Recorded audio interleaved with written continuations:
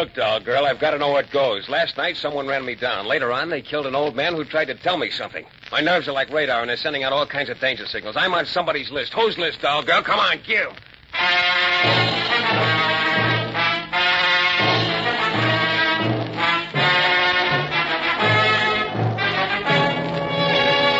The New Adventures of Michael Shayne, Private Detective. Michael Shayne, reckless, red-headed Irishman, back in his old haunts in New Orleans. Ready as always to risk his neck for law, order, and an occasional dollar. Listen now as we bring you The New Adventures of Michael Shayne.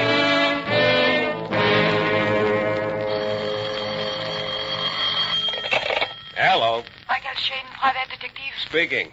Mr. Shayne, I have a job for you, but I can't pay you very much. Keep talking. I'm listening. My name is Marina Laour. I want you to come over to 1612 Wentworth Street. I meet you on the porch. On the porch? Yes, that is why I call you. My father has locked all the doors and windows. He's in the house, sitting in the dark, waiting. Waiting for what? For death, Mr. Shayne.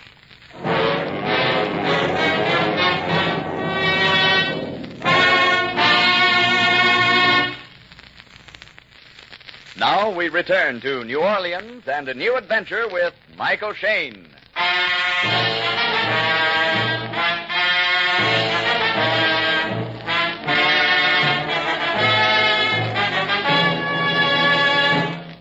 So I was on my way across New Orleans to see Marina LaRue, whose papa was waiting for death. 1612 Wentworth Street was a couple of minutes by cab in ordinary times, but these were not ordinary times, so it was taking me a half hour to walk it. Yeah, this had been a bad month for little Mike. Police headquarters had suspended my license for 60 days for being a stunk. But even stunks have stomachs and creditors. And that last buck in my wallet was so lonely it was getting psychoneurotic. So, license or no license, I wasn't letting Marina LaRue get away. And just like she said, she was waiting on the porch, and she was some baby doll. Creole from way back and round and ripe like a cantaloupe busting its seams.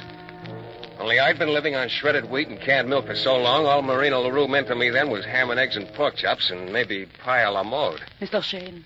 Yeah. Oh, I'm so glad you're here. I'm half out of my mind. I don't want to call the police if nothing is really wrong. Hey, slow down. Your father's inside the house? Yes. He has been in there for the last 8 days. Just sitting in his room in the dark. Like I said, waiting for death.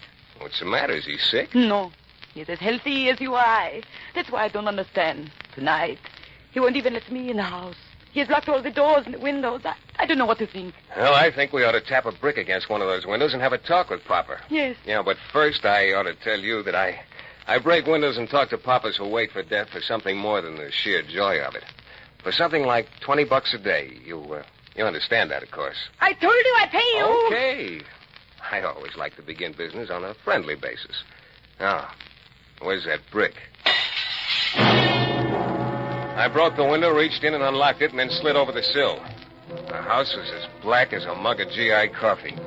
I found a light switch and clicked it back and forth, but nothing happened. And I let the girl in through the front door. Come on in. What happened to the lights? I don't know. And where is Papa? Yeah. Papa! Papa! I started lighting matches, and we wandered through the house. Papa, where are you? A single flare of light cast crazy shadows against the walls and the ceiling. Papa! You got the screwy feeling that the house itself was alive and watching you. Except for our footsteps, there wasn't a sound. Papa, where are you? Oh, my error. Yeah, there was a sound, all right, coming from the next room down the hall. I felt a nerve deep down inside me start jangling like a burglar alarm. Papa! I knew that sound like I know my heartbeat. We were at the door of the room. I struck another match, and the girl saw. Papa! No. No, Papa! No, Papa! He was hanging like a pig in a butcher shop, tied to the chandelier.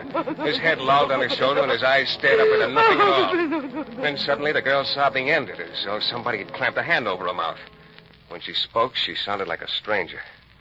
Strike another match. Hold it close to him. Wasn't one look enough? Strike a match. Okay. His forehead. Yeah. Funny mark. Looks like a brand or something. A coiled snake. I should have known. That's why he was so frightened. That is who he was waiting for. Anthony Carrell. Hey, kid, snap out of it. Hey, what's wrong with you? What are you talking about? Who's Carrell? I didn't say. I didn't say that. Hey! To call the police. Tell them my father committed suicide. And then go away. I did what the lady said. I called the cops, collected my $20, and beat it. Because if the police found me working without a license, they might send me to bed without supper. And with $20, I was once again a man of distinction. So I took a cab downtown. On the way, I debated whether to sample Antoine's elegant crawfish or Galatoire's savory bouillabaisse. And I settled for Charlie's hash and beer. Charlie was an ancient, moth-eaten character who kept a basement bar on Beale Street just so he'd have somebody to talk to. And there weren't many customers tonight, and he stayed close to me, polishing the mahogany and looking annoyed. New Orleans. How quaint. Huh? Yeah, that's what they said. How quaint. What are you talking about, Charlie? Tourists I'm talking about, 6 of them. Came down a while back from Peoria, they said. Just looking, they said. How All right, quaint. pour me another one, Charlie. Yeah, okay, Mike. Quaint, they think this is. I should have told them how my place used to be. But the cockfights we had right there in the center of the floor by candlelight. And the 12 ladies from Natchez doing the can-can. Peoria. Charlie, Huh? did you ever hear of anyone named Anthony Carrell? Charlie, I'm talking to you. I heard you, Shayne. Well, You better stick to looking through hotel transoms and forget Anthony Carrell. why? Because it's something out of the past. Something that hasn't got any place in this world. What are you talking about? You see, according to the story, there's something special about Anthony Carrell. Special? Yeah? He ain't like you and me, Shayne. You see, Anthony Carrell ain't never gonna die. That tickled me. Oh. I finished my drink, waved goodbye to old Charlie, yelled something about getting Carrell's formula and putting Perona out of business, and then I was on my way. The air was better outside, and I decided to walk.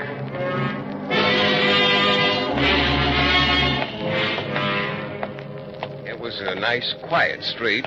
Great place to start a cemetery. As it turned out, I was just the kid to start one. I didn't hear the car behind me. All I saw was the cab on the next corner. The cab driver was leaning against the open door waiting for me. I stepped off the curb, and a couple of headlights blazed. And I was rolling on cobblestones, watching a red taillight disappear in the distance. Next thing, the cab driver was bending over me. You okay, Pally? Yeah, I guess so. Hey, take me home, will you? That sure was close. No, I just got careless crossing the street. Careless. I was watching, Pally. That car followed you for maybe 2 blocks, waiting to get a chance at you. Huh? Yeah. Somebody in this town don't like you very much, Pally. The cabbie drove Pally home. Between my evening of hilarity and my nosedive in the gutter, I felt kind of rocky. As soon as I got in the room, I flopped down in bed and bid the world good night.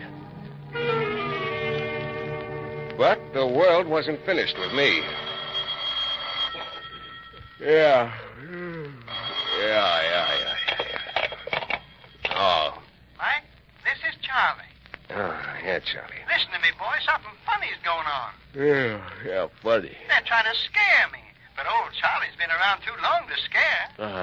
Good for old Charlie. You come on over, and I'll tell you what they're up to, boy. Yeah, You sure. come on over right away. Okay. You know where I bunk? In the room behind the bar. Just knock on the front door. I'll let you in. Yeah. Get here quick as you can. Sure. Sure, Charlie. Sure. The last thing I saw before I fell asleep again was the luminous green dial on my bedside clock. 3:47. It said 10:20 when I saw it again. The room was lousy with sunshine. I was brushing my teeth and trying to avoid my reflection in the mirror when I remembered Charlie calling me. I found the phone number of his joint in the book, and I called him. Only it wasn't Charlie who answered. Yeah? I want to speak to Charlie. Who is it? Just let me talk to Charlie. Sorry, mister. Charlie isn't here. Where is he? They took him to the morgue an hour ago. He's dead.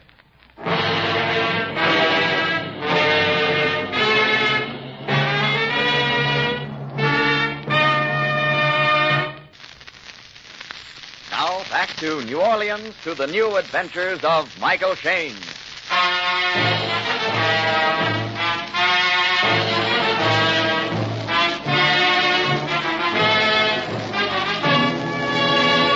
From the beginning, it hadn't made much sense.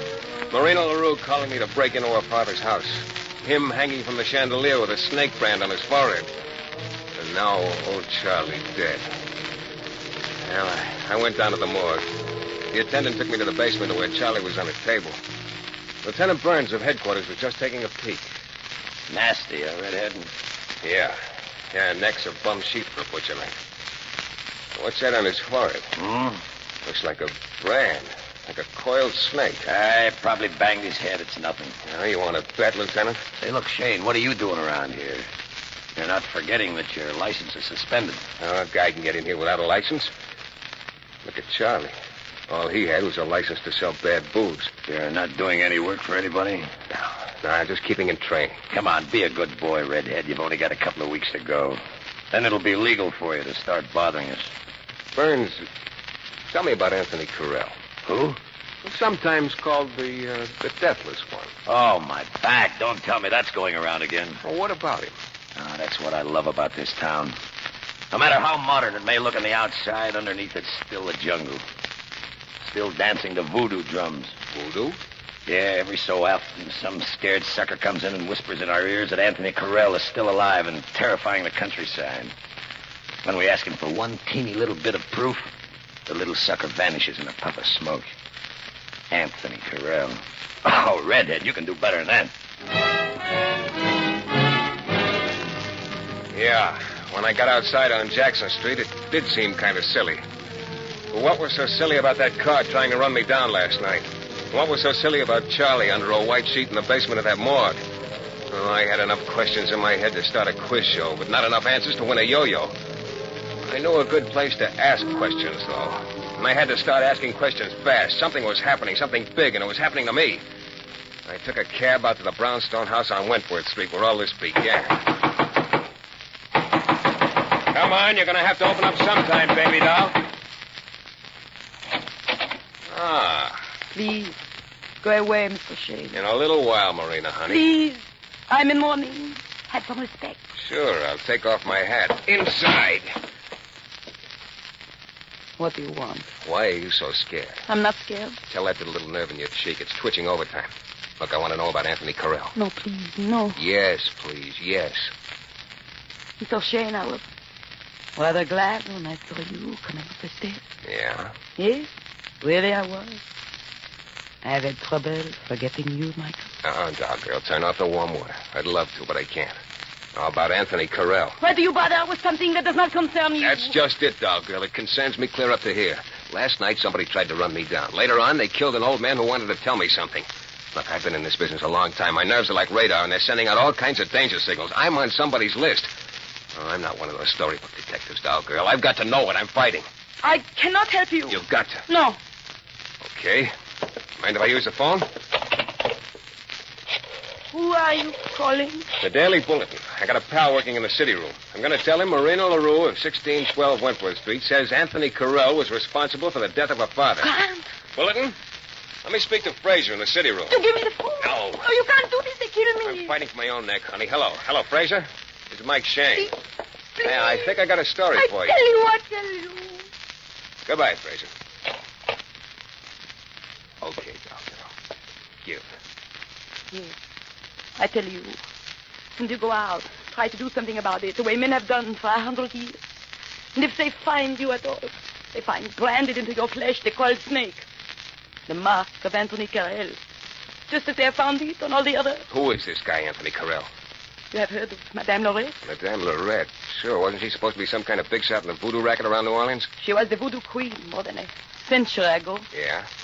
In the 1820s, she married another voodoo worshiper. A man already old, who'd come to New Orleans from Haiti. He was the greatest of them all. His name was Anthony Carrell. And this guy who's causing all the trouble today, he's his descendant, huh? Descendant, you fool, don't you understand? It is the same man. But that couldn't be. Why do you think we are all in such terror of him? He cannot die. Do you know what that means? Hey, take it He easy. cannot die. His food has been poisoned. Cars he was riding in have been shot at. Once the house he was staying in was dynamited. Men stood at every door with guns. But in less than a week, the plotters were dying one by one. And on their foreheads, the snake brand of Anthony Carrell. That's crazy. That is the story, Mr. Shayne. Believe it, don't believe it as you wish. What does this big shot look like? No living man has ever seen his face. There are no pictures. And who takes care of him? The Carrell clan, one generation after another. Today, there are only two left. Juan, Philippe. They do Anthony Carrell's work. Collect his tribute. Juan and Philippe. Where do they live? I don't know. I have told you everything I know. What else do you want, Mr. Shayne? What else do you want? What else do I want? A little while ago, you said you had trouble forgetting me. Well? Come here, doll girl. I don't want you to forget it. After I left Marina, I went to the library and spent half the day looking up the old history books of New Orleans. Madame Lorette and Anthony Carrell were in every one. And every book agreed that Madame had died in 1845. There was no mention of Anthony Carrell ever having died at all. I called an old guy I knew over at the Bureau of Records. I told him I was looking for the death certificate of one Anthony Carrell. He laughed over the phone, asked me if I was falling for that old story. But 3 hours later, he called me back. Yeah? Shayne, this is the Bureau of Records. Well? You were right. There is no death certificate for Anthony Carrell. I had a couple of drinks after that. Then I started walking the streets. My head throbbed. Felt like a guy trapped in a nightmare, trying with all his might to wake up out of it. Around midnight, I found a small park near Jackson Square and sat down on a bench trying to think of an answer.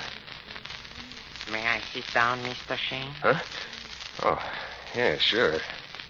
Hey, how come you know my name? Oh, you are a very famous man, Mr. Shayne. Known particularly for your tenacity. Cigarette? Thanks. What do you want? Mr. Shayne, it's very unfortunate that you saw fit to interest yourself in Anthony Carrell. Oh? Why? Because now I must kill you.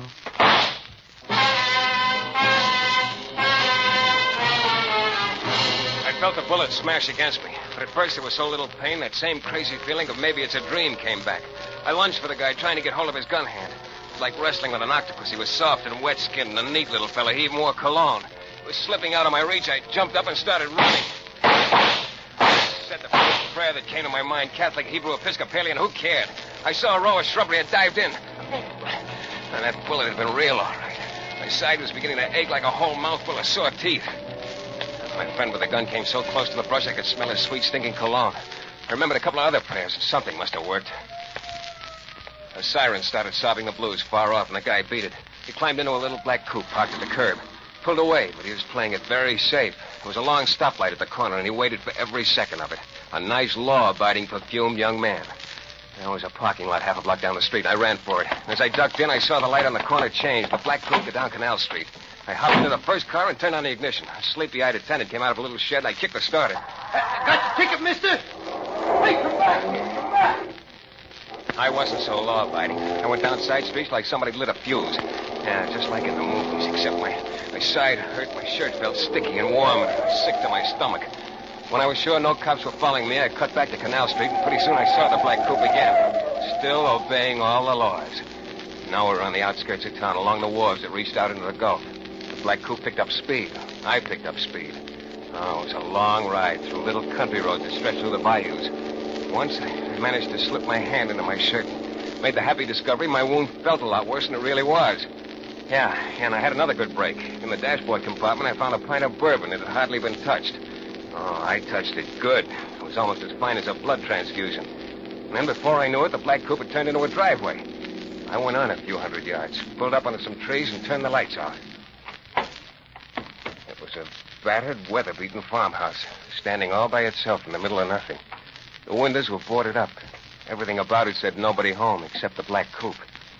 I snuck around the back. The screen door was open.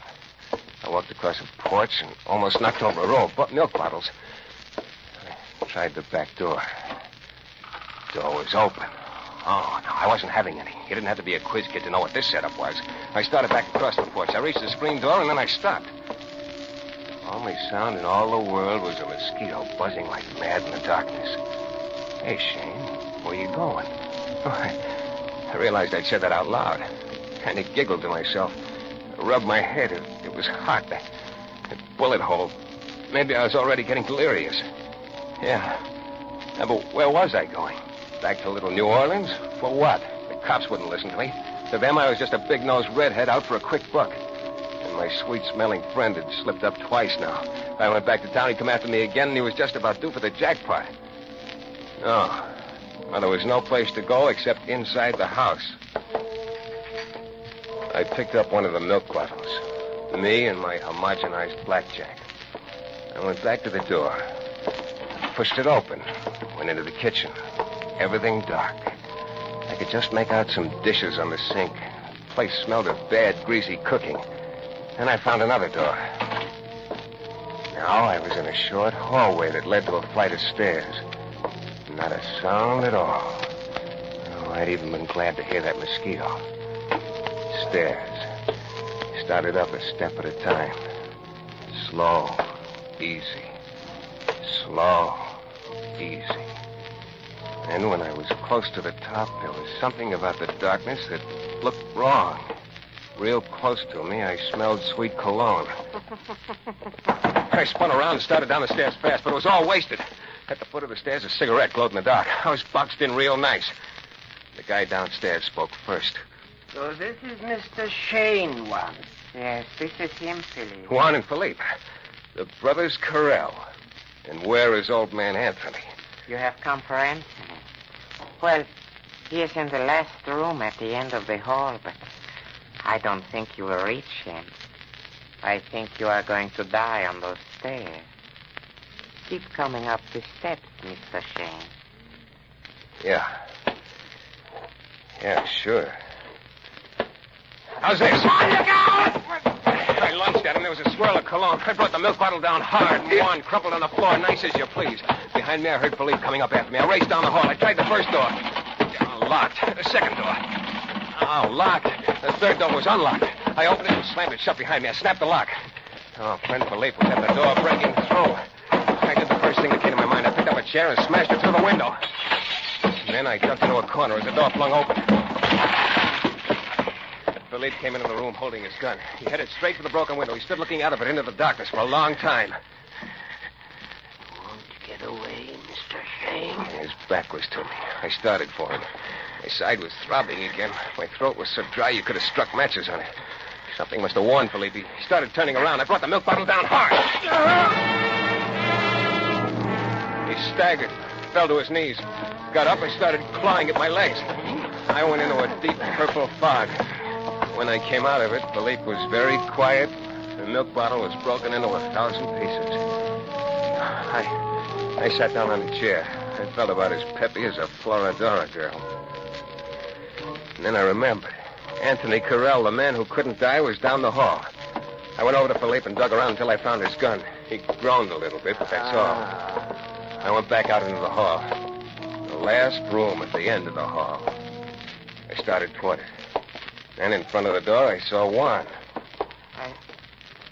I will not let you in this room. He wasn't able to stand up. He was on his knees in front of the door, and his mouth hung open as though he didn't have the strength to close it.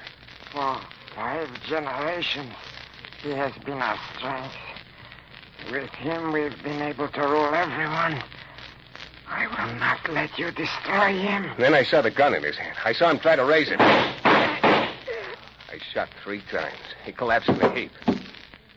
Even while dying, he wasn't going to let me into that room. As I reached for the knob, with his last strength, Juan flung his arm up and wildly tried to block me. What was there in that room that a guy would die like this just to protect? I reached for the knob and raised my gun. I entered the room, slowly, looked around. Then I realized why Juan and Philippe had tried so hard to keep me out of here. Then I realized why Anthony Carrell would not die, why he could not be killed. There was no Anthony Carrell. The room was empty.